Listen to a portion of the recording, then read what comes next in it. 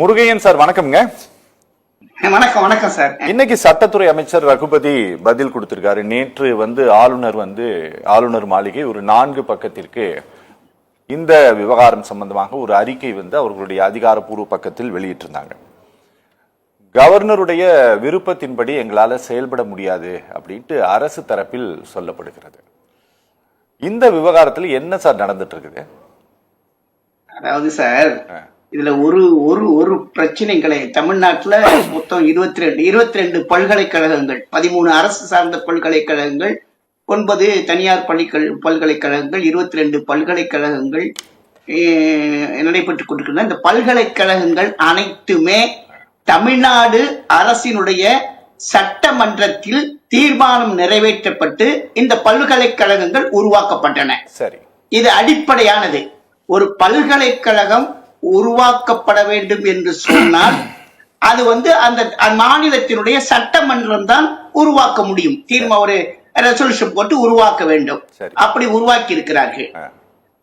அதோடு மட்டுமல்லாமல் இந்த பல்கலைக்கழகங்கள் எல்லாம் இன்றைக்கு சிறப்பாக செயல்படுகின்றன என்பதற்கு அண்மையில் நடந்த ஆய்வு கூட முன்னணி கல்வி நிறுவனங்கள் எல்லாம் தமிழ்நாட்டில் இருக்கின்றன என்று அவர்களுடைய அறிக்கையை தந்திருக்கிறார்கள்.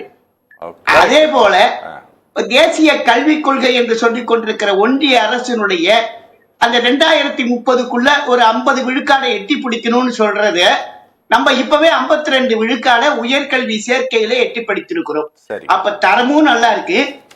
அதே போல அந்த பல்கலைக்கழகங்களும் சிறப்பாக நடைபெற்று கொண்டிருக்கின்றன. எல்லாமே செம்மையாக சிறப்பாக தமிழ்நாட்டிலே உயர்கல்வி என்பது சிறப்பாக செயல்பட்டு கொண்டிருக்கிறது.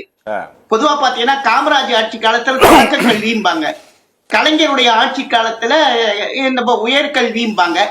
இப்ப அடிக்கடி நம்முடைய தமிழக முதலமைச்சர் அவர்கள், நான் ஆராய்ச்சி கல்வியிலே நான் கவனம் செலுத்துகிறேன், பல்கலைக்கழகங்களின் அந்த உயர்மட்ட கல்வியிலே நாங்கள் அந்த கவனத்தை செலுத்திக் கொண்டிருக்கிறோம் என்று கூறிக்கொண்டிருக்கிறார்கள். அது உண்மையாக ஆய்வின் மூலமாக தெரிய வருகிறது. இப்ப என்ன பிரச்சனைன்னா, இந்த பல்கலைக்கழகங்கள் துணைவேந்தர் மிக முக்கியம். வேந்தர் என்பது கவர்னர், ரைட்டு. இணைவேந்தர் என்பவர் கல்வி அமைச்சர், ரைட்டு.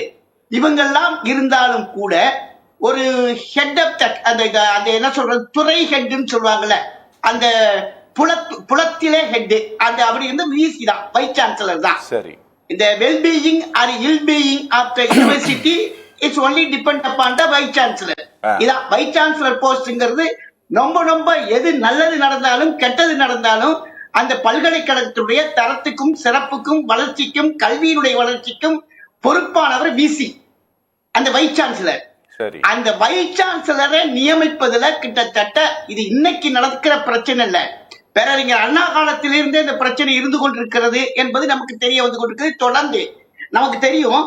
இதே மாதிரி முதல்ல ஒரு பிரச்சனை நடந்தது. அதாவது ஒரு சின்ன விஷயம் சார், நான் பேசிக்கா வரேன். இந்த பல்கலைக்கழகத்தின் துணைவேந்தரை தேடுதல் குழுவை அறிவிக்கின்ற பொறுப்பு யாருக்குன்னா மாநில அரசினுடைய உயர்கல்வித்துறை செயலாளருக்கு தான். அவர் தான் இந்த நோட்டிபிகேஷனை வெளியிடணும். சரி, ஆனா நம்ம ஆளுநர் என்ன பண்ணாருன்னா 6/9/23 ஒரு நோட்டிபிகேஷன் வெளியிடுறாரு சார். அந்த விதியை மீறி, அதாவது உயர்கல்வித்துறை செயலர் தான் இந்த நோட்டிபிகேஷனை வெளியிட வேண்டும் என்கிற அந்த விதிக்கு எதிராக ஒரு கான்ஸ்டிடியூஷன் ஹெட் சார், அவரு ஒரு மாநிலத்தினுடைய கவர்னர், அவர் என்ன சொல்றாரு, தன்னிச்சையாக ஒரு தேடுதல் குழுவை நியமித்து அறிக்கையை வெளியிடுறாங்க. இவங்க உடனே தமிழ்நாடு அரசு அதே 13/9/23 அந்த யூசிஜி மெம்பர் எடுத்துட்டு இவங்க 3 பேர் கொண்ட குழுவை நியமிக்கிறாங்க. அதுக்கு பிறகு 9/1/24 கவர்னர், ஆளுநர் தன்னுடைய நோட்டிபிகேஷனை ரத்து பண்ணிக்கிறார். அவரே, நான் கொடுத்த நோட்டிபிகேஷனை கேன்சல் பண்ணிக்கிறேன்னு. இப்படி ஒரு ஹெட் ஆஃப் ஒரு கான்ஸ்டிடியூஷன் ஹெட் ஒரு முடிவை எடுக்கிற போது நம்ம ஆலோசித்து ஒரு முடிவு எடுக்கணும், அறிக்கை விடணும், எல்லாம் செய்யணும். அதை விட்டுட்டு ஒரு நோட்டிபிகேஷன், அது விட்டது பெரிய தப்புங்க. அது எஜுகேஷன் செக்ரட்டரி விட வேண்டியது அவரு விட்டாரு. அதே போல இப்ப இந்த பிரச்சனை. இப்ப நான் என்ன சொல்றேன், நீங்க ஆசிரியர் ரெப்ரசன்டேட்டிவ், அதாவது ஒன்றிய அரசினுடைய கிட்டத்தட்ட ஒரு பிரதிநிதியாக செயல்பட்டு கொண்டிருக்கிற இந்த பல்கலைக்கழகத்தினுடைய வேந்தரும் ஆளுநரும் பொறுப்பாக இருக்கக்கூடிய ஆளுநர் சார்ந்த பிரதிநிதி ஒருத்தர் இருக்காரு. ம். அதே போல இந்த மாநில அரசினுடைய பிரதிநிதி ஒருத்தர் இருக்காரு. ம். இன்னொன்னு நம்ம செனட்ல இருந்து அந்த ஆட்சி பேரவை குழுவில இருந்து ஒருத்தர் இருக்காங்க, ஒரு அகாடமிக் இருக்காங்க. அப்ப 3 பேர் இருக்காங்க. இந்த 3 பேரும் சிபாரிசு பரிந்துரை செய்கிற நபர்களிலே யாரை தேர்ந்தெடுக்கிறது என்பதை அவர்கிட்ட தான் போகுது, ஆளுநர்கிட்ட தான் போகுது. சரி. இந்த தேடுதல் குழு பரிந்துரைத்த பெயர்களிலே ஒருவரை ஆளுநர் தேர்ந்தெடுக்கிறார். இதுல என்ன பிரச்சனை, என்ன பிரச்சனை வந்துருச்சு? நீங்களும் ஒரு மெம்பர், கவர்மெண்ட்டும் தமிழ்நாடு மாநில அரசும் ஒரு மெம்பர், அதே மாதிரி 3வதா ஒரு அந்த செனட் மெம்பர் இருக்காங்க. ஒழுங்கா அது மாதிரி எப்பவும் வழக்கம் போல ஒரு துணைவேந்தரை நியமித்து பல்கலைக்கழகங்களுக்கு பல்வேறு இப்படைய பட்டமளிப்பு நிறைய மாணவர்கள் தேர்ச்சி பெற்றவர்களுக்கு பட்டம் கொடுக்க வேண்டிய ஒன்று இருக்கு. அந்த கல்வித்துறை சார்பான அந்த பாடத்திட்டம் தயாரிக்க வேண்டி இருக்கிறது, நியமனங்கள் இருக்கிறது. இதெல்லாம் இருக்கிறப்போ இந்த ஒரு பிரச்சனையை எப்பவுமே ஒரு பிரச்சனையை கிளப்பிக் கொண்டு தன்னை விளம்பரப்படுத்திக் கொள்ளுகின்ற அந்த பாங்கை ஆளுநர் ஏன் எடுக்கிறார் என்பதை எண்ணி பார்க்க வேண்டும். உடனே சொல்லுவீங்க அது உச்ச நீதிமன்ற தீர்ப்பு அப்படின்னு. உச்ச நீதிமன்றத்துல அப்படி ஒரு தீர்ப்பு இருக்கு, யூசிடியுடைய பிரதிநிதியை அதுல போடணும் அப்படின்னு இதுக்கு ஒரு பதில் வரும். அதுக்குத்தான் இவங்க மேல்முறையீடு சென்று வழக்கு நிலுவையில் இருக்க. நம்முடைய பல்கலைக்கழகத்தை தமிழ்நாடு அரசு உருவாக்குகிற போது அந்த பல்கலைக்கழகத்தை நடத்துகின்ற உரிமையும் தமிழ்நாடு அரசுக்கு உண்டு. அந்த பல்கலைக்கழகத்தினுடைய விதி நெறிமுறை 7.32 சார்ந்த பல்கலைக்கழக சட்ட விதியில இததான் சொல்லுது. கவர்னர் ஒரு பிரதிநிதி, ஸ்டேட் ஒரு பிரதிநிதி, செனட்ல ஒரு பிரதிநிதி, 3 பேர் போடுங்க சொல்லு. அப்போ ஒரு பல்கலைக்கழகமுக்கும் சட்ட விதிகள் மாறி இருக்கு, அது வேற விஷயம். இப்ப சென்னை பல்கலைக்கழகத்தில் உள்ள அண்ணா பல்கலைக்கழகத்தில் மதுரை காமராஜ் பல்கலைக்கழகத்துல இருக்காது.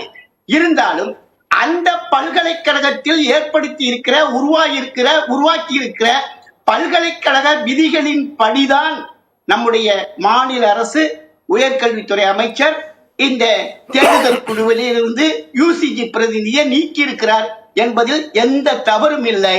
எந்த காரணத்தை கொண்டும் ஆளுநர்கள் தலையிடுவதில் நல்ல அருமையான உயர்கல்வியை அளித்துக் கொண்டிருக்கிற நல்ல மாநிலத்தை கெடுப்பதாகத்தான் இது ஒரு அரசியல் விளையாட்டு தானே தவிர ஆளுநர் செய்வது மிகப்பெரிய, எப்படி அன்னைக்கு நோட்டிபிகேஷன் கேன்சல் பண்ணாரோ அது மாதிரி ஒன்றும் தவறாக தான் இருக்கிறது.